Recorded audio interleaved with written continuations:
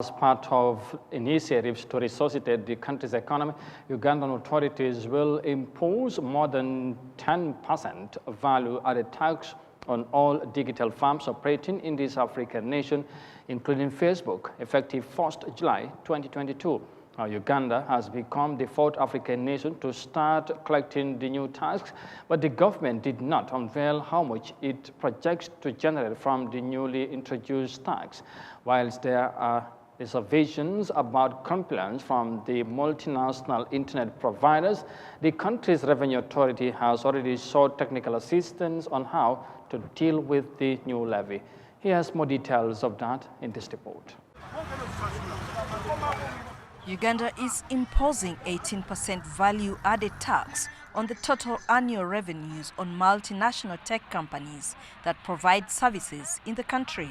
It's between our interface and their interfaces have to use an API, an application programming interface. So anything that requires integration sometimes takes time, even costs money. So these are discussions that had to be done and many others. So that discussion has been ongoing, and where we are right now, we are good to roll. The new tax regime starts on 1st July. The government isn't revealing how much it intends to collect from the 20 tech companies it's targeting, but says it hopes to widen its tax base in order to revamp the economy that was hard hit by the COVID-19 pandemic. Uganda is now the fourth country in Africa after South Africa, Nigeria and Kenya to start charging a similar tax. The Uganda Revenue Authority, or URA, says it has sought advice and support from global tax bodies on how it will manage the new levy. The discussions have evolved, and the guidance has been provided in law that those companies, because they are non-resident here, they can always appoint a tax representative in this country. That person actually takes liability and obligation for the filing and remittances of tax on behalf of the other company. But there are questions of compliance from the multinational internet providers. Will they be able to enforce in case someone cuts the corners?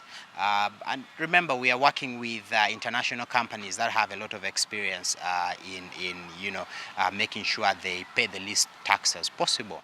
URA says there is a lot of trust and free will from the multinationals, and all gaps have been taken care of by the law. A penalty of 2% per month could be charged for non-compliance. Uganda's revenue collection target for this financial year has been raised to $7 million from $6 million last year. The country's public debt has also gone up to $20 billion from $19 billion last year, and the government wants to close this gap.